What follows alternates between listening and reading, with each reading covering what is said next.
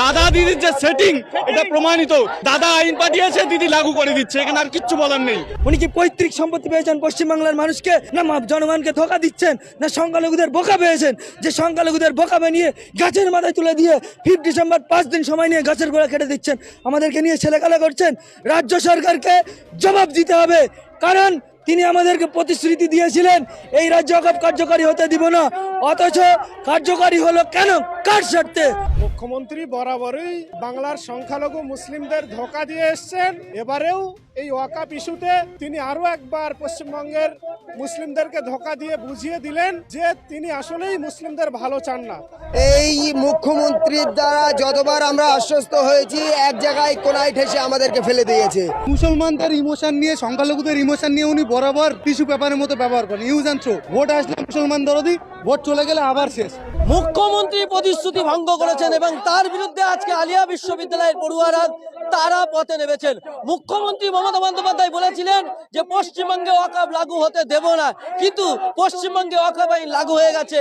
আর কয়েকদিন সময় আছে ওয়াকফ বোর্ডের যে দামগুলো, ওয়াকফের যে সম্পত্তি, সেই উমিদ পোর্টালে রেজিস্টার করার জন্য, কিন্তু এত কম সময় কেন, মুসলমানদের সঙ্গে কেন ধোঁকা দিলেন মুখ্যমন্ত্রী, সেই অভিযোগ তুলে আজকে আলিয়া বিশ্ববিদ্যালয়ের পড়ুয়ারা তারা পথে নেমেছেন। তারা এখান থেকে মূলত কি বলছেন, তাদের কি বক্তব্য, তাদের কি দাবি, শোনাবো আপনাদের। মুখ্যমন্ত্রী তো বলেছিল যে এখানে ওয়াকফ লাগু হতে দেবো না, তারপর শেষ মুহূর্তে মেনে নিলেন, তোমরা কি চাই? দেখুন, উনি আমাদেরকে মিথ্যা প্রতিশ্রুতি দিয়েছেন, পূর্বে থেকে বলে আসছেন ওয়াকফ কার্যকরী হতে দেবো না পশ্চিমবাংলায়, অথচ 27 নভেম্বর আমরা কি দেখলাম, হঠাৎ করে হাতে যখন 7টা দিন সময় রয়েছে, 5 ডিসেম্বর লাস্ট ডেট বলে উনি ঘোষণা করে দিলেন।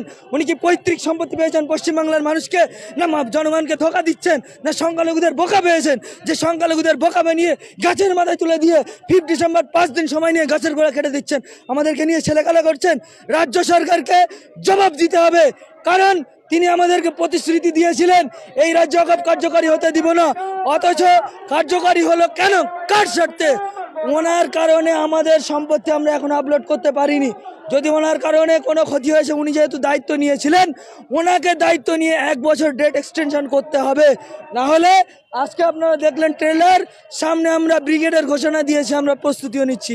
1 ফেব্রুয়ারি আমরা ব্রিগেডের ডাক দেব বাংলার জনগণকে সাথে নিয়ে, যারা আমাদের সাথে প্রতিশ্রুতির খেয়ানত করেছে, প্রতিশ্রুতি দিয়ে প্রতিশ্রুতি ভঙ্গ করেছে, তাদের বিরুদ্ধে, এবং সর্বোপরি কেন্দ্র সরকার যে কালা আইন নিয়ে এসেছে সংবিধান বিরোধিতা করে, তার বিরুদ্ধে আমাদের এই লড়াই জারি থাকবে। মুসলমানদের ইমোশন নিয়ে, সংখ্যালঘুদের ইমোশন নিয়ে উনি বরাবর টিস্যু পেপারের মতো ব্যবহার করেন। Use and throw.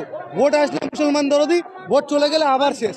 তার কারণ, যদি বলেন ওয়াকফ করতে দেব না, একটা রেজুলেশন দেখাক যেটা বিধানসভা করেছিল ওয়াকফের বিরুদ্ধে।